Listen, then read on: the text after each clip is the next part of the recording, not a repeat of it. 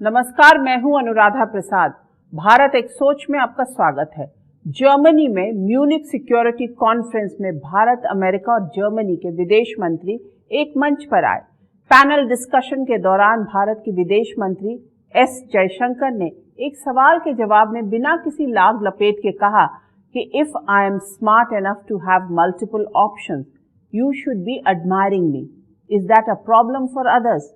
मतलब अगर मैं स्मार्ट हूं कि कई विकल्पों को रख सकता हूं, तो आपको मेरी प्रशंसा करनी चाहिए। क्या ये दूसरों के लिए एक समस्या है? ये कूटनीति और कूटनीतिज्ञों के तौर तरीके में आए बदलाव का बड़ा संकेत है। वो दौर गुजर गया जब राजदूत पर्दे के पीछे काम करते थे। अब डिप्लोमेट्स खुलकर अपनी बात रखते हैं, अपने राष्ट्राध्यक्षों की सोच को आगे बढ़ाने के लिए मुखर तरीके से कोशिश करते हैं, चाहे वो अमेरिका के राजदूत हो या रूस के, जर्मनी के हों या चीन के। कूटनीतिज्ञों के राष्ट्रहित और राष्ट्र प्रथम के एजेंडे ने दुनिया में एक अलग तरीके की समस्या पैदा कर दी है। शायद यही वजह है कि 2 साल होने को है पर रूस यूक्रेन युद्ध खत्म होने का नाम नहीं ले रहा। पिछले 4 महीने से इजरायल और हमास के बीच भी भीषण जंग जारी है, लेकिन सुलह का कोई रास्ता नहीं निकल पा रहा। लाल सागर में समुद्री लुटेरे कार्गो शिप को निशाना बना रहे हैं, लेकिन कूटनीतिज्ञ अब तक समुद्री रास्तों की सुरक्षा पर कोई असरदार मैकेनिज्म नहीं तैयार कर पाए हैं। साल 2021 में बंदूक और बारूद के दम पर तालिबान ने अफगानिस्तान पर कब्जा कर लिया।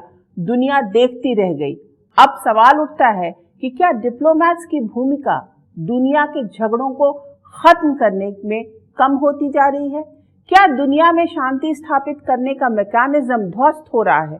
आखिर राजदूतों को इतना मुखर होने की क्या जरूरत हुई? कूटनीतिज्ञ पर हर मुद्दे पर अपनी राय खुलकर क्यों रखने लगे हैं? राजनेताओं का काम भी डिप्लोमैट्स को क्यों करना पड़ रहा है? क्या दुनिया में शांति स्थापित करने का मैकेनिज्म ध्वस्त हो गया है? क्या संयुक्त राष्ट्र पूरी तरह फेल हो चुका है और इसे बंद करने का समय आ चुका है? क्या राष्ट्र प्रमुख ही खुद इंटरनेशनल रिलेशंस को परिभाषित और तय कर रहे हैं? मौजूदा समय में एक डिप्लोमेट से किस तरह की उम्मीद रखी जाती है? किस तरह की डिप्लोमेसी से दुनिया में शांति और खुशहाली का रास्ता खुलेगा? आज ऐसे ही सवालों के जवाब तलाशने की कोशिश करेंगे अपने स्पेशल शो कितनी बदल गई डिप्लोमेसी में।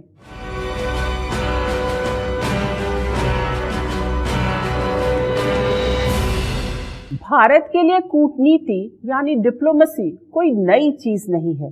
कूटनीति के 3 मॉडल रामायण और महाभारत में साफ साफ मिलते हैं। रामायण में हनुमान जी सीता माता की तलाश में लंका पहुंचते हैं। वहां वो अपनी कम्युनिकेशन स्किल्स से सीता माता को ये भरोसा दिलाते हैं कि वो श्री राम के ही दूत हैं। लंका में आग लगाकर वो अपनी शक्ति का भी एहसास करा देते हैं। दूसरा मॉडल अंगद का है, जो रावण के दरबार में जाते हैं। बैठने के लिए सम्मानजनक जगह नहीं मिलने पर अपनी ही पूंछ से आसन बनाते हैं और बिना किसी दबाव या प्रभाव के श्री राम का संदेश रखते हैं। अंगद में इतना आत्मविश्वास था कि वो रावण से कहते हैं कि अगर दरबार में कोई उनका पैर हिला देगा तो श्री राम बिना युद्ध के वापस चले जाएंगे। रावण के दरबार में कोई भी अंगद का पैर नहीं हिला पाता है। तीसरा मॉडल महाभारत में श्री कृष्ण की कूटनीति का है, जिनकी नेटवर्किंग जितनी पांडवों में थी उतनी ही कौरवों के बीच भी। दोनों दल उनका पूरा सम्मान करते थे। मतलब एक सफल राजदूत में हनुमान जैसी समझ, अंगद जैसी शक्ति और श्री कृष्ण जैसी नेटवर्किंग, तीनों की जरूरत है। ये तीनों भी युद्ध तो नहीं टाल पाए, पर जीत की राह जरूर आसान बनाए और युद्ध कम समय में ही खत्म हो गया। लेकिन अब ऐसा क्या हो गया है कि युद्ध शुरू होने के बाद खत्म होने का नाम ही नहीं लेता? कूटनीतिज्ञ अपना काम ठीक से नहीं कर पा रहे या फिर ग्लोबल विलेज और 5G के दौर में उनकी भूमिका दिनों दिन कम होती जा रही है? कूटनीतिज्ञों की भूमिका कितनी बदल गई है, इसे समझने के लिए 3 घटनाओं का जिक्र जरूरी है। एक, म्यूनिक, जहां सिक्योरिटी कॉन्फ्रेंस में एस जयशंकर ने सबको निशब्द कर दिया। दूसरा, कतर में, जिस तरह भारत ने अपने 8 पूर्व नौसैनिकों को मौत के मुंह से जाने से बचाया। और तीसरा, समंदर में सबको जोड़ने की कोशिश, जिसकी बुलंद तस्वीर 19 फरवरी से 51 देशों की नौसेनाओं के वॉर एक्सरसाइज के रूप में दिखेगी। If I'm smart enough to have multiple options, you should be admiring me.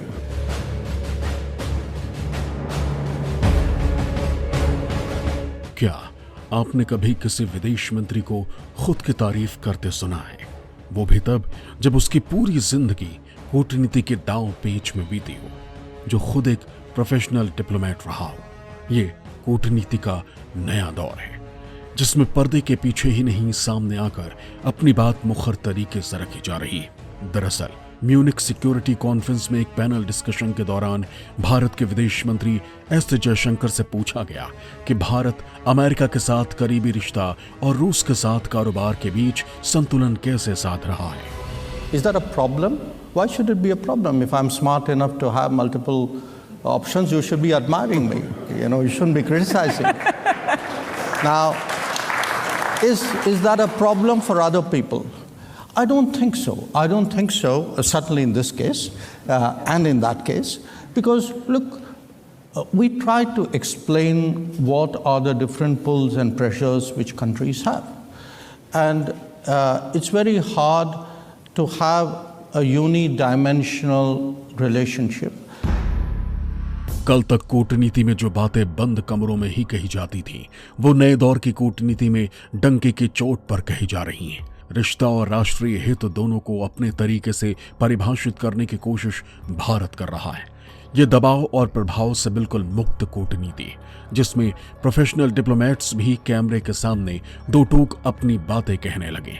दरअसल रूस यूक्रेन युद्ध के बाद पश्चिमी देशों ने मॉस्को पर प्रतिबंध लगाया था, लेकिन भारत ने रूस से सस्ता तेल खरीदने का फैसला किया। इसे लेकर अक्सर सवाल उठाया जा रहा था। ऐसे में भारत का पक्ष दुनिया को एस जयशंकर ने अपने तरीके से समझाने में देरी नहीं लगाई। I don't want you to even inadvertently give the impression that we are purely and unsentimentally transactional. We are not. We get along with people, we believe in things, we share things, we agree on some things, but there are times when when you're located in different places, have different levels of development, different experiences, all of that gets into it. ये कूटनीति में आते बड़े बदलावों का नतीजा है, जिसमें एस जयशंकर जैसा सुलझा डिप्लोमेट भी खुले मंच से कह देता है कि अच्छे दोस्त विकल्प देते हैं और स्मार्ट सहयोगी उसमें से अपने लिए कुछ विकल्प चुन लेते हैं। मतलब दुनिया में हर देश को एक दूसरे की जरूरत है। किससे कैसा रिश्ता रखना है हम तय करेंगे। लीडर और फॉलोअर वाली सोच के साथ रिश्ते नहीं चल सकते। आज का भारत अपनी शर्तों पर दुनिया के साथ आंखों में आंखें डालकर बात कर रहा है। यह भारत में दुनिया का बढ़ता भरोसा ही है, जिसमें 19 फरवरी से 27 फरवरी के बीच विशाखापत्तनम में 51 देशों की नौसेनाएं युद्धाभ्यास करेंगी। इस युद्धाभ्यास का मकसद हिंद प्रशांत क्षेत्र में समुद्री सहयोग और सुरक्षा को बढ़ावा देना है। समंदर में होने वाले इस युद्धाभ्यास में ध्रुव विरोधी देशों की नौसेनाएं भी आपस में एक दूसरे को सहयोग करती दिख सकती। भारत ने लाल सागर में समुद्री लुटेरों से निपटने के लिए अपनी नौसेना के युद्धपोतों को आगे कर दुनिया को संदेश दिया है कि समंदरी रास्तों की हिफाजत में कितनी दमदार भूमिका निभा सकता है। हमारा काम है at sea to ensure that anyone who's in distress, we are determined to help them and ensure that this region is safe, secure, free and open. Bharat के कूटनीतिज्ञ अच्छी तरह जानते हैं कि मौजूदा समय में विदेशी संबंधों का मुख्य आधार कारोबार है और दुनिया के सप्लाई चेन में समुद्री रास्तों की कितनी अहमियत है। ऐसे में अहम समुद्री रूट को आतंक मुक्त करने में भारत दमदार और बहुत जिम्मेदार भूमिका निभा रहा है। ये समंदर में भारत की कूटनीतिक और सामरिक विजय का शंखनाद है। पिछले 3 महीने से कितने जो पायरेट्स ने जहाज, पानी के जहाज जो हैं वो डाइवर्ट कर लिए थे, उनको पकड़ लिया था, हमने छोड़वा। यहां तक कि मुझे बताया गया है कि एक बार ये जो पायरेट्स थे ये अपने कमांडर्स जो बैठे हुए थे जमीन पर उनसे कह रहे थे, अरे भाई ये तो भारतीय नौसेना आ रही है। तो उनके जो कमांडर्स बैठे हुए थे राजधानी में, उनकी राजधानी में, वो बोले इंडियन नेवी, अरे भाग जाओ, ये बहुत मारेंगे तुमको। वो छोड़ के भाग गए, पानी में कूद के तैर के भाग गए वहां से। ये भारत की पर्दे के पीछे और टॉप लेवल डिप्लोमेसी का ही कमाल है कि कतर ने 8 पूर्व भारतीय नौसैनिकों को रिहा कर दिया, जिन्हें वहां फांसी की सजा सुनाई गई थी। एक चतुर राजदूत अच्छी तरह जानता है कि एक दिन में बड़े मसले नहीं सुलझते। ऐसे में पर्दे के पीछे धीरे धीरे अपनी बात रखने और दूसरे का पक्ष समझने की कोशिश करता रहता है। कतर में भी फंसे 8 पूर्व भारतीय नौसैनिकों को छुड़ाने के लिए कई स्तर की कूटनीतिक बातचीत पिछले 1.5 साल से जारी थी। जिन लोगों ने ये निर्णय लिया कि इनको सजाए मौत दी जाए, वो बेवकूफ लोग हैं, वो समझते नहीं। लेकिन हमारी एक्टिविटी चलती रही, विदेश मंत्री ने भी बात की और फिर प्रधानमंत्री ने भी बात की। और हमने ये नहीं कहा, ये हमारा सिस्टम नहीं है डिप्लोमेसी में, कि अगर मेरे लोगों को नहीं छोड़ोगे मैं ये कर दूंगा, वो कर दूंगा, नानी याद करवा दूंगा। ये सब हम नहीं करते, हम चुपचाप से काम करते हैं। तो हमने उनसे कहा कि आपका सिस्टम, लीगल सिस्टम, हम सब जानते हैं कि एक आदमी की वहां पे चलती है, वो अमीर है। बाकी आपके जज वाइज तो बिल्कुल नौकर चाकर हैं, ड्राइवर लोग हैं, उनका कोई महत्व नहीं है। तो लेकिन फिर भी आप दिखाना चाहते हैं दुनिया को कि आपका लीगल सिस्टम है। तो पहले उन्होंने सजाए मौत को बदल के उनको इम्प्रिजनमेंट कराए, फिर वो इम्प्रिजनमेंट के बाद उनको छोड़ दिया। और हमने क्या कहा, जब वापस आए हमारे 8 नेवल ऑफिसर, हमने नहीं कहा हाँ हमने बचा लिया, देखो कितना कुछ किया, कुछ नहीं। हमने कहा बहुत बहुत धन्यवाद, वापस आ गए। उन्हीं नेवल ऑफिसर्स के बयान मैंने सुने कि केवल भारतीय डिप्लोमेसी ने हमें बचाया।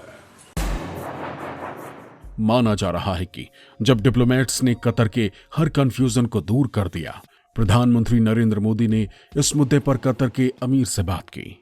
उसके बाद भारतीय नौसैनिकों की रिहाई का रास्ता साफ हुआ। ये भी माना जा रहा है कि कतर का मन बदलने में LNG सप्लाई को लेकर हुई बड़ी डील ने भी भूमिका निभाई। तेजी से बदलती विश्व व्यवस्था में रिश्ता जोड़ने और तोड़ने का बड़ा आधार कारोबारी नफा नुकसान बन चुका है। ऐसे में कूटनीतिज्ञ भी इसी को ध्यान में रखते हुए आगे बढ़ते दिख रहे हैं।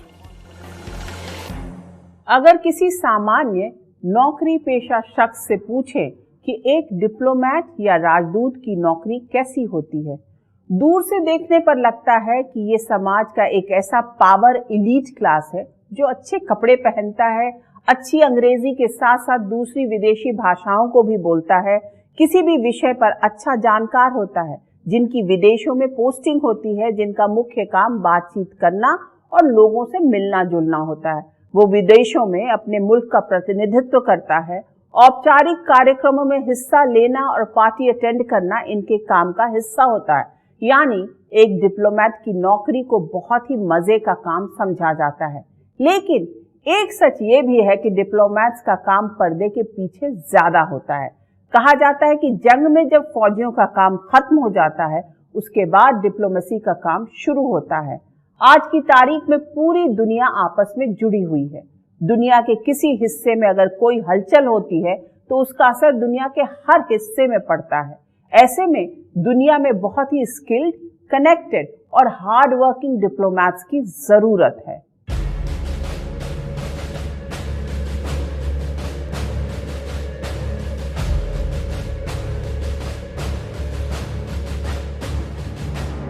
ये भी कूटनीति का ही कमाल है कि यूएई जैसे मुस्लिम देश में भव्य हिंदू मंदिर का निर्माण हो गया। भारत के प्रधानमंत्री मोदी ने उसका उद्घाटन किया। ये भारत के मुखर, बुलंद और स्वतंत्र कूटनीति का ही नतीजा है, जिसमें एक ओर भारत इजराइल के साथ भी दोस्ती निभा रहा है तो दूसरी ओर अरब देशों के साथ बेहतर केमिस्ट्री बनाए हुए। भारत के राजदूत अच्छी तरह जानते हैं कि दुनिया में शक्ति संतुलन के लिए अमेरिका के साथ तालमेल जरूरी है, तो खाड़ी देशों में रहने वाले भारतीय नागरिकों की सुरक्षा भी जरूरी है। अगर देखा जाए तो 34.3 लाख भारतीय यूएई में, 25.9 लाख सऊदी अरब में, 10.3 लाख कुवैत में, 7.8 लाख ओमान में, 7.5 लाख कतर में और 3.3 लाख बहरीन में रहते हैं। ऐसे में एक डिप्लोमेट से उम्मीद की जाती है कि वो हर तरह से और हर माध्यम से लोगों से जुड़ा रहे। सबसे बड़ा रोल जो डिप्लोमेट का होता है वो ये है कि किस तरह से फ्रिक्शन को कम किया जाए, अंडरस्टैंडिंग बेटर बढ़ाई जाए, नेशनल इंटरेस्ट को किस तरह से सर्व किया जाए दूसरे मुल्क में, अपने देश के लिए अच्छी चीज़ें किस तरह से बनाई जाए, कैसे उनके लिए रास्ता आगे बढ़ाया जाए, नए एवेन्यूज़ पाए जाएं, चाहे वो इकोनॉमिक डिप्लोमेसी के हों, इन्वेस्टमेंट्स के बारे में हो। तो ये जो सारी चीज़ें हैं डिप्लोमेट्स इसको वहाँ पर करते हैं। पहले राजदूतों का ज्यादातर काम पर्दे के पीछे का होता था। राष्ट्रपति, प्रधानमंत्री, विदेश मंत्री या दूसरे मंत्री सामने आकर अपने मुल्क का पक्ष रखते थे। अगर कहीं दो देशों के रिश्तों में कोई ऊंच नीच होती थी तो उसे संभालने का काम पर्दे के पीछे से प्रोफेशनल डिप्लोमेट्स करते थे। लेकिन अब इस मोर्चे को भी प्रोफेशनल कूटनीतिज्ञों ने संभाल लिया है। वो अपने मुल्क के राष्ट्राध्यक्षों की भाषा मुखर तरीके से विदेशों में बोल रहे हैं। ऐसे में सवाल उठता है कि क्या राजदूतों की भाषा और काम बदल गया है? दुनिया के कई हिस्सों में राजदूत रह चुके पूर्व राजनयिकों की दलील है कि उनका काम बहुत जोखिम भरा होता है। अपने मुल्क के हितों के लिए उन्हें कितनी मेहनत करनी पड़ती, ये सामान्य आंखों से दिखाई नहीं देता। अब मैं आपको ये बताना चाहता हूं कि जो नया कॉन्सेप्ट ऑफ डिप्लोमेसी है उसे हम कहते हैं डक डिप्लोमेसी, उसे हम कहते हैं बतख कूटनीति। आप बतख को देखते हैं जब तालाब में तैर रही होती तो सब शांत है, मजे से जा रही है, लेकिन कभी नीचे झांक के देखा आपने क्या हो रहा है? उसके पैर ऐसे चल रहे हैं, वो शांति को कायम रखने के लिए। हमारा भी वही होता है।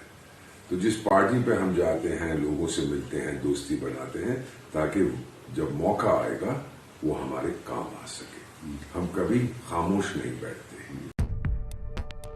ये भारत के कूटनीतिज्ञों के काम करने का नया स्टाइल है, जिसमें यूक्रेन में युद्ध छिड़ने के बाद वहां से सभी भारतीयों को सुरक्षित वापस निकाल लिया जाता है। ऑपरेशन कावेरी के जरिए सूडान में फंसे 3,800 भारतीयों को वापस लाया गया।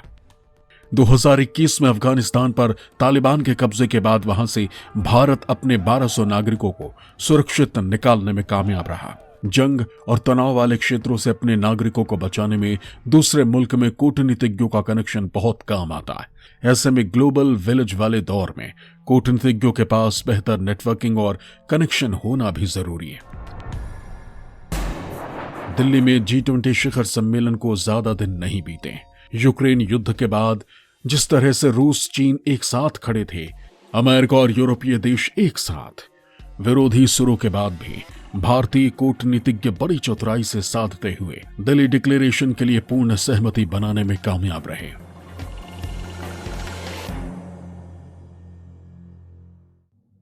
कभी डिप्लोमेसी की चर्चा समाज के बहुत ही पढ़े लिखे यानी बुद्धिजीवी लोगों के बीच हुआ करती थी। इसे हाई टेबल डिस्कशन का मैटर समझा जाता था। लेकिन नरेंद्र मोदी ने G20 जैसे बड़े मंच को आम लोगों के बीच पहुंचा दिया। कूटनीतिक रिश्तों का आधार बहुत हद तक आर्थिक नफा नुकसान है। ऐसे में कूटनीतिज्ञों के सामने एक और चुनौती अपने राष्ट्रीय हितों को साधने की है तो दूसरी ओर दुनिया में शांति बनाए रखने की। युद्ध की किसी भी हिमाकत को बातचीत के जरिए रोकना भी डिप्लोमैट्स का मुख्य काम है। लेकिन आक्रामक राष्ट्रवाद की आंधी में युद्ध के मोर्चे लगातार खुल रहे हैं।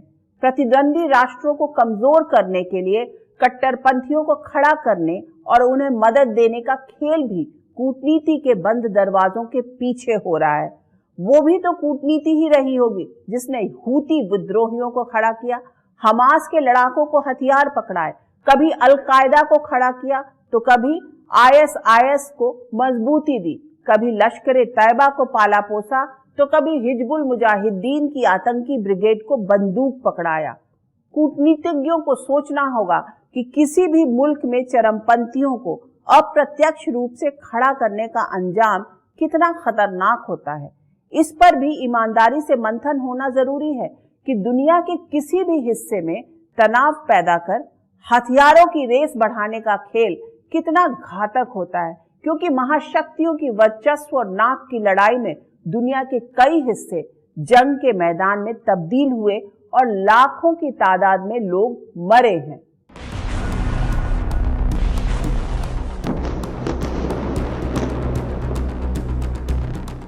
चौबीस फरवरी को रूस और यूक्रेन के बीच जंग के 2 साल पूरे हो जाएंगे।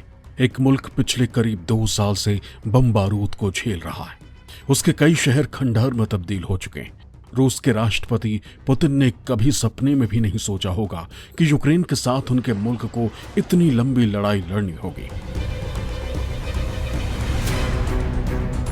अब सवाल उठता है कि यूक्रेन को युद्ध के लिए हथियार और पैसा कहां से मिल रहा है।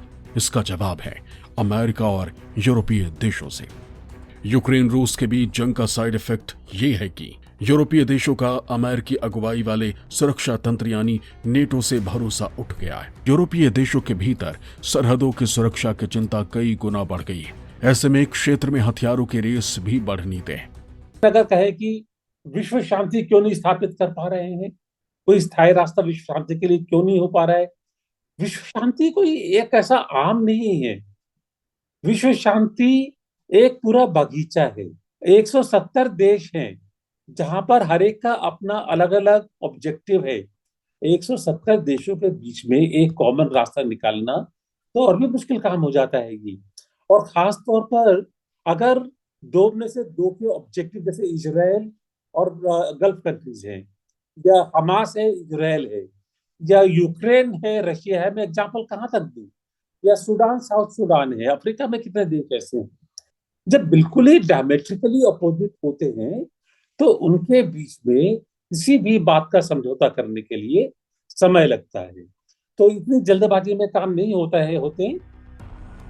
दूसरों के झगड़े में अपना फायदा देखने वाली कूटनीति भी नए सिरे से आकार ले रही है। इसी तरह अक्टूबर से इजराइल और हमास के बीच भी खूनी जंग जारी है। ये जंग भी कब खत्म होगी कोई नहीं जानता, लेकिन सवाल यह है कि हमास लड़ाकों के हाथों में मिसाइल से लेकर घातक हथियार तक किसने पकड़ा है। क्या भीतर खाने टेंशन पैदा करने का खेल दुनिया भर में नहीं चल रहा है। डिप्लोमेसी का काम यह है कि किस तरह से ब्रिज बिल्डिंग की जाए, किस तरह से उसका इम्पैक्ट को, किसी चीज़ का नेगेटिव इम्पैक्ट हो उसको कम किया जाए। तो ये वो करते रहते हैं, लेकिन युद्ध को किसी भी तरह से कम करना, या उसको मान लीजिए युद्ध हो भी जाता है, अगर सब डिप्लोमेटिक रास्ते फेल हो जाते तो आप क्या सोचते हैं कि युद्ध के दौरान नहीं होता। अभी आप देखिए इजराइल हमास वार देखिए, रशिया यूक्रेन वॉर देखिए, डिप्लोमेटिक एफर्ट्स तो चल ही रही हैं ना सब तरफ से। अगर आप देखें तो American secretary of state Blinken इस बार 6 या 7 बार आ चुके हैं इस रीजन के अंदर में, सारे देशों के साथ बात कर रहे हैं ताकि वॉर और ज़्यादा ना भड़क जाए। तो इसलिए ये चीज़ें कभी कम नहीं होती हैं, ये हमेशा चलती रहती हैं और उसकी इसलिए बहुत ज़्यादा आवश्यकता है। उसको आप एक इंस्टेंटेनियसली, जिसको कहते हैं ना कि इमीडिएटली आप उसको डिप्लोमेसी का आउटकम या रिजल्ट होता है उसको एकदम से नहीं जज कर सकते हैं। आउटकम के लिए टाइम लगता है और उसका बाद में पता लगता है कि जो आपने एफर्ट की उनका क्या लाभ हुआ और कहाँ तक आप सक्सेसफुल रहे। फिलिस्तीन में हमास हो या लेबनान का हिजबुल्लाह या फिर यमन के हूती विद्रोही, इन सभी कट्टरपंथियों को किसने खड़ा किया। आखिर इन कट्टरपंथी संगठनों के हाथों में किसी मुल्क की फौज से लड़ने लायक हथियार भीतर खाने किसने पकड़ाए, मिसाइल चलाने की ट्रेनिंग किसने दिलवाई। क्या यह हथियार बेचने वाली कूटनीति के किसी पन्ने का हिस्सा है, या फिर बड़ी शक्तियों से सीधी लड़ाई से बचने और दुनिया में अपना वर्चस्व बढ़ाने की नई कूटनीति। दूसरे विश्व युद्ध के बाद संयुक्त राष्ट्र की स्थापना हुई थी। मकसद था मानवता को युद्ध से बचाना, दुनिया में शांति बनाए रखने में दमदार भूमिका निभाना। संयुक्त राष्ट्र में शुरू से ही अमेरिका का वर्चस्व रहा। यूरोपीय राष्ट्र भी हाँ में हाँ मिलाने वाली नीति पर आगे बढ़ते रहे। अमेरिका ने अपने फायदे के लिए इसका भरपूर इस्तेमाल किया। इतिहास गवाह रहा है कि संयुक्त राष्ट्र जैसे अंतर्राष्ट्रीय मंच होने के बाद भी अमेरिका और वियतनाम के बीच युद्ध हुआ, जिसमें वियतनाम के करीब 20 लाख लोग मारे गए। इराक ईरान के बीच युद्ध हुआ, जिसमें करीब 10 लाख लोग मारे गए। अमेरिका ने अफगानिस्तान और इराक पर हमला किया। करीब 20 साल अफगानिस्तान में लड़ने के बाद अमेरिकी फौज वापस हुई तो दोबारा काबुल पर तालिबान का कब्जा हो गया। अपने नफा नुकसान को देखते हुए छोटे बड़े देश समय समय पर युद्ध का ट्रिगर दबाते रहे और संयुक्त राष्ट्र तमाशबीन बना रहा। अब सवाल उठता है कि क्या संयुक्त राष्ट्र अपने मकसद में नाकाम रहा है? क्या संयुक्त राष्ट्र सिर्फ दुनिया भर के डिप्लोमैट्स की मौज मस्ती, तर्क वितर्क और दिमागी जोर आजमाइश के मंच पर सिमट कर रह गया है? दुनिया के बड़े झगड़ों को निपटाने में संयुक्त राष्ट्र की भूमिका सवालों में रही है। संयुक्त राष्ट्र के मंच पर दुनिया के अलग अलग हिस्सों में तनाव की चिंता तो होती है, लेकिन कोई ठोस रास्ता नहीं निकल पाता है। पहला विश्व युद्ध जब खत्म हुआ तो एक लीग ऑफ नेशंस बनी थी और उसका आइडिया ये था कि अब युद्ध नहीं होगा दुनिया में। लेकिन कुछ ही साल के बाद वो खत्म हो गई, मर गई। फिर संयुक्त राष्ट्र संघ बना, जहां पे 5 वो कौरव बैठे हुए हैं और कुछ चलने नहीं देते। दूसरे विश्व युद्ध के बाद बने संयुक्त राष्ट्र में अमेरिका का वर्चस्व रहा। अमेरिका ने पश्चिमी देशों के साथ मिलकर अपने फायदे वाली विश्व व्यवस्था बनाने की कोशिश की। लोकतंत्र स्थापित करने और साम्यवाद को रोकने के नाम पर कूटनीति तेजी से आगे बढ़ी, जिसे नाम दिया गया शीत युद्ध। नतीजा ये निकला कि दूसरा विश्व युद्ध खत्म होने के बाद अमेरिका ने कोरिया में लड़ाई छेड़ दी, फिर वियतनाम युद्ध में कूद गया। अमेरिका ने कम्युनिस्ट विचारधारा की करीबी सरकारों को गिराने के लिए विपक्ष को फंडिंग से लेकर चरमपंथी गुट को खड़ा करने में भी हिचक नहीं दिखाई और संयुक्त राष्ट्र में बैठे कूटनीतिज्ञ आराम से दुनिया में युद्ध और तनाव पर चर्चा करते रहे, लेकिन होता वही जो अमेरिका चाहता। अफगानिस्तान में सोवियत रूस को रोकने के लिए अमेरिका ने कभी तालिबान को खड़ा करने में मदद की। उसके बाद जब अमेरिका में 9/11 हुआ तो 20 साल तक अमेरिकी फौजों को अफगानिस्तान में लड़ना पड़ा। उसके बाद फिर तालिबान का काबुल पर कब्जा हो गया और संयुक्त राष्ट्र देखता रह गया। नाक की लड़ाई में अमेरिका ने इराक के कई शहरों को खंडहर में बदल दिया। मरने वालों की कोई गिनती नहीं और संयुक्त राष्ट्र के आलीशान दफ्तरों में बैठे कूटनीतिज्ञ इराक की तरह दूसरे कई मुल्क के मामले में भी प्रस्ताव, प्रतिबंध और मानवीय राहत पर मंथन करते रह गए। संयुक्त राष्ट्र संघ फेल नहीं हुआ है। फेल वो लोग, अगर कुछ हुआ है तो फेल वो लोग हुए जिन्होंने बनाया है संयुक्त राष्ट्र संघ को। इसके बावजूद संयुक्त राष्ट्र संघ कुछ मामलों में बहुत अच्छा काम कर रहा है, जैसे पीस कीपिंग फोर्सेस के मामले में, इवैक्यूएशन के मामले में, ह्यूमन राइट्स के मामले में, सहायता देने के मामले में। जहाँ तक संयुक्त राष्ट्र संघ कार्य कर सकता है बिना महाशक्तियों के या सुरक्षा परिषद के मेंबरान को नाराज किए हुए, वहाँ तक वो करता है। लेकिन जहाँ अब ऐसा नियम बन गया है कि बिना 5 देशों के सहमति के सुरक्षा परिषद कोई कानून ने कोई कदम नहीं उठा सकती, वहाँ संयुक्त राष्ट्र संघ भी लाचार हो जाता है। पुराना सिस्टम जो था वो मर रहा है, लेकिन जो नया सिस्टम है वो माँ के गर्भ में फंसा हुआ है, उसे जन्म नहीं लेने दे रहे।